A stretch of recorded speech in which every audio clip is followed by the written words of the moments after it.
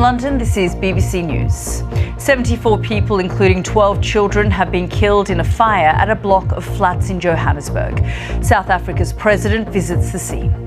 Johannesburg has never had an incident like this where so many people die as a result of a fire in the center of the city.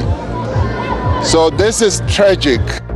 We report from the Philippines, where tensions with Beijing are rising over territory in the South China Sea. Spain's World Cup winning goalkeeper tells the BBC she's disappointed that their victory has been overshadowed by the Spanish FA boss kissing her teammate. And the stunning entries for this year's Wildlife Photographer of the Year competition. We'll speak to one of the photographers.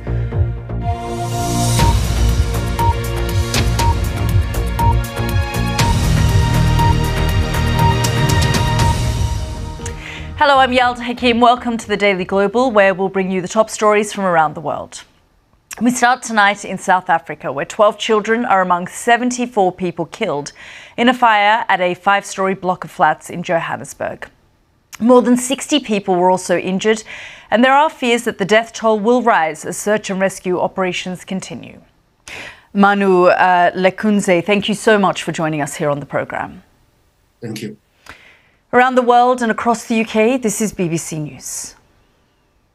Now let's just look at some other stories making headlines. In the US, millions of people in Florida are struggling to deal with the aftermath of Hurricane Idalia. At least 2 people have died due to driving accidents, and hundreds of thousands have been without power. The weather system has weakened to a tropical storm as it moved across Georgia, South Carolina and into the Atlantic.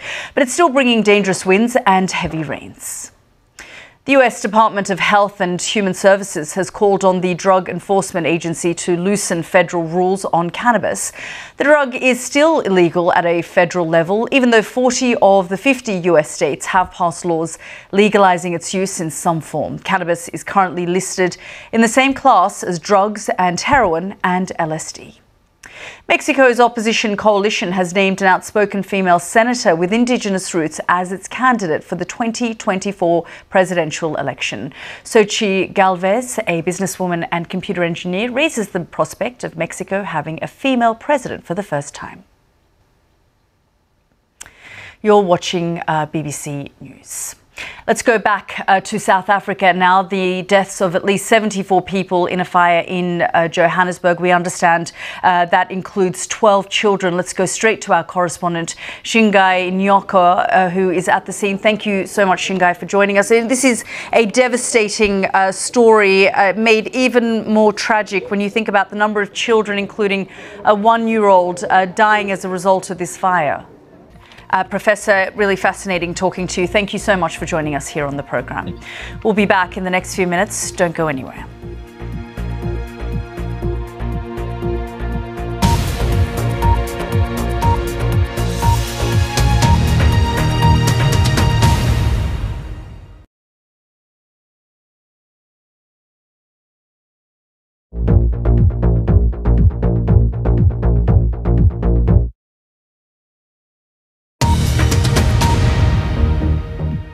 This is BBC News, the headlines. 74 people, including 12 children, have been killed in a fire at a block of flats in Johannesburg.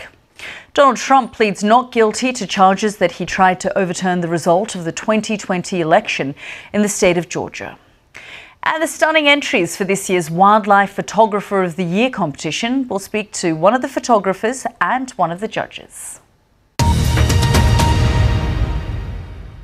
We start again with that tragic story coming out of South Africa, where the South African President Cyril Ramaphosa has visited the site of a fire in Johannesburg that's left at least 74 people dead, including 12 children. The victims are thought to have been homeless people squatting in the building. Mr. Ramaphosa said an investigation into the causes should help prevent similar tragedies.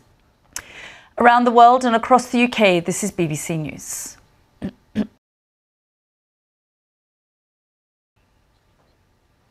You're watching BBC News. I'm Yalda Hakim. A forest rodeo, a hidden stargazer and a mason bee at work are just a few of the images featured in the 59th Wildlife Photographer of the Year competition.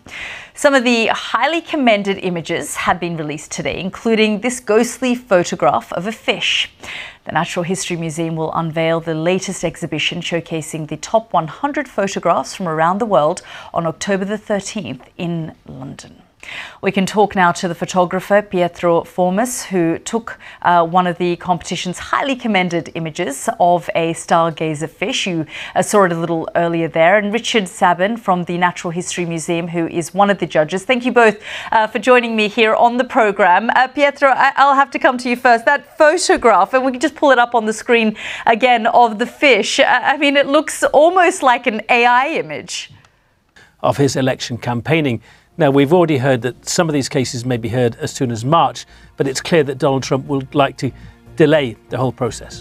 Thank you so much for bringing us up to date there from Washington. Of course, Mr. Trump remains the current front runner for the 2024 Republican presidential nomination. Do stay with us. We've got lots more coming out of Johannesburg at the top of the hour.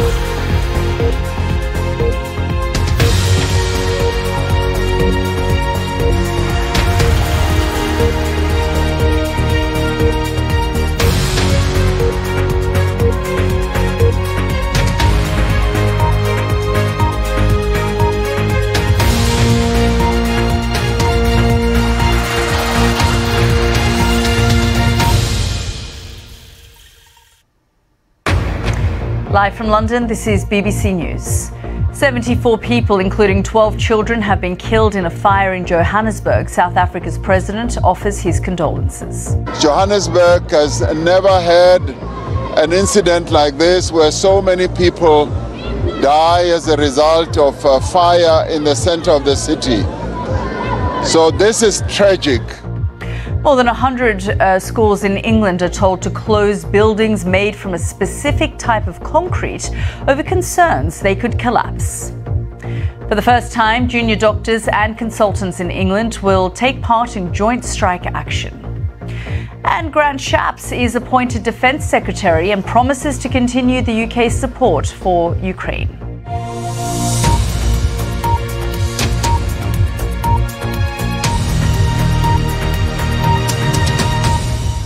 Hello, I'm Yalda Hakim. Welcome to the Daily Global, where we'll bring you the top stories from around the world. We start tonight in South Africa, where 12 children are among 74 people killed in a fire at a 5-story block of flats in Johannesburg. More than 60 people were also injured, and there are fears that the death toll will rise as search and recovery operations continue. The building in the city's former business district is said to have been hijacked, a term used in South Africa for a building that has been taken over by squatters and undocumented immigrants. Around the world and across the UK, this is BBC News. Now let's just look at some other stories making headlines. A police officer driving a van who followed 2 teenagers before they both died in an e-bike crash is being investigated for dangerous driving. A 16-year-old Kira Sullivan and Harvey Evans, who was 15, died after the bike they were riding crashed in Cardiff in May. The deaths led to riots which saw 15 officers injured and dozens arrested. The former Conservative MP Antoinette Sandbash has asked to be removed from an academic's research that connects her to a slave-owning ancestor. Malik Al-Nasir named Ms Sandbash as a descendant of Samuel Sandbash, a Liverpool merchant who had a stake in plantations in the West Indies, in a 2021 video.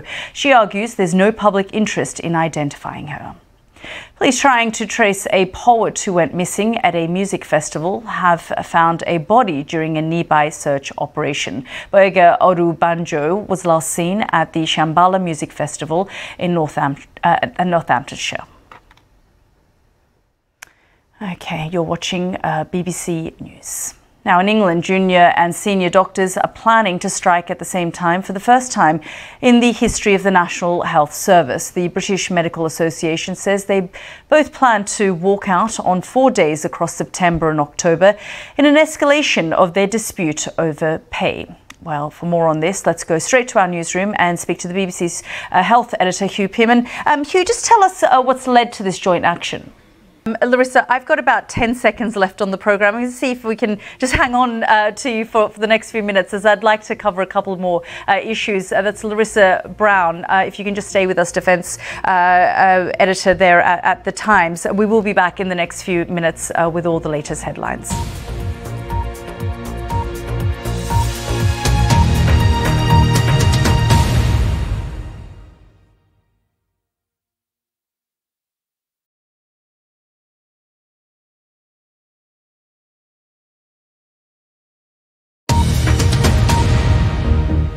This is BBC News, the headlines.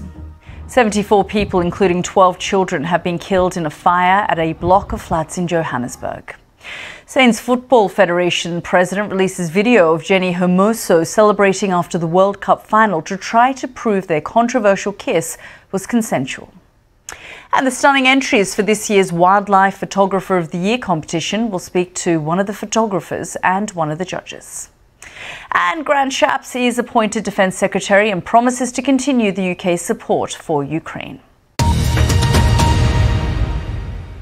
OK, let's stay with that story about Grant Shapps and Prime Minister Rishi Sunak's cabinet reshuffle. Let's go back to Larissa Brown, defence editor at The Times, who's still with us. Larissa, thank you so much. We just briefly run out of time there in that previous segment. But I just want to pick up on some of the things we were talking about. The fact that Ben Wallace, you know, a former soldier, his credentials, not just with the war in Ukraine, but also someone who was very much involved in terms of Afghanistan, the interpreters. You've written a book about that. Just bring us up to date on what's happening there. Semra Hunter, a football journalist. Around the world and across the UK, this is BBC News. BBC News, bringing you different stories from across the UK.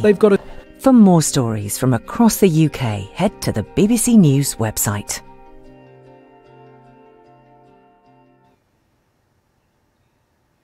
You're watching BBC News. Now, in the last half an hour, US President Joe Biden has made a surprise visit to workers at the Federal Emergency Management Agency in Washington. He spoke to workers to thank them for their work on dealing with Hurricane Idalia, as well as the recent wildfires in Hawaii. Let's just hear what he had to say. That was Manu Lakenza, a lecturer at the University of Aberdeen. You can go to our website to learn more about any of the stories we've covered here on the programme. You're watching BBC News. Now, a forest rodeo, a hidden stargazer and a maison bee at work are just a few of the images featured in the 59th Wildlife Photographer of the Year competition. That was the Wildlife Photographer of the Year. That's it from me and the team here on the Daily Global. Christian's coming up with the context, but let's go straight to the weather now with Stav. Hello there. Low pressure and its weather fronts brought a rather cloudy, damp day to many central, southern and western parts of the UK.